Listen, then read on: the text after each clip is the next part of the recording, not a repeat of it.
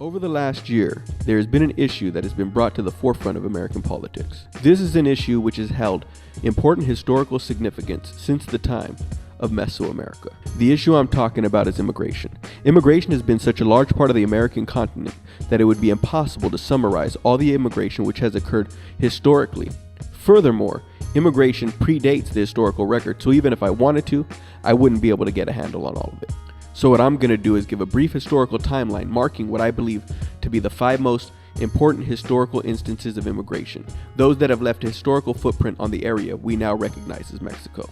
Before I get into those top 5 instances of immigration, I'd like to lay a foundation by defining what I mean when I say immigration. According to Webster's online dictionary, the word immigrant is an adjective used to describe either a person who comes to a country to take a permanent residence, or a plant or an animal that becomes established in an area where it was previously unknown.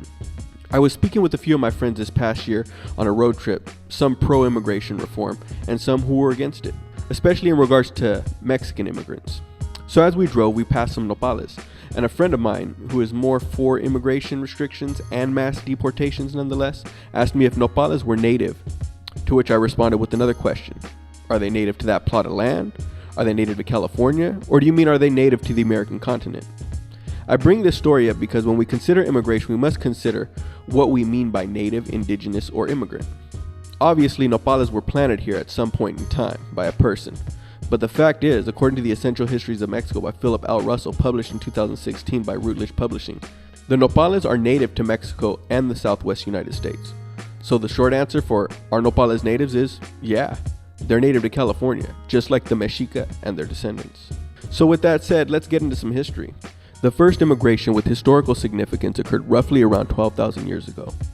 According to the text that I mentioned earlier by Russell, it is what historians and anthropologists believe to be the people who migrated from Asia, crossing the Bering Strait and possibly crossing the Atlantic while it was frozen.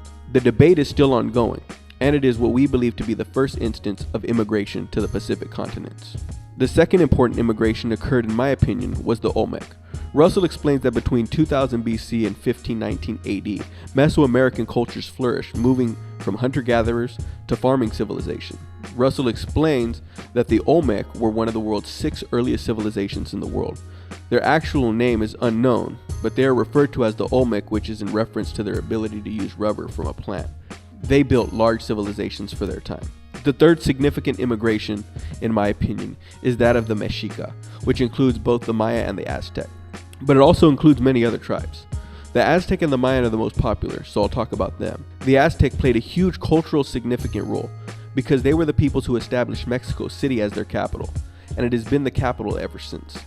The Aztecs immigrated to current-day Mexico City, which was marshland and subject to flooding. They created a foundations called Chinampas, as described in the article by Deborah L. Nichols in Callop 2005.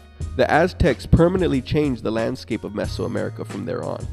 Mexico City would always be known as the capital of Mesoamerica. The fourth instance, which I consider to be historically significant, altered Mexico forever.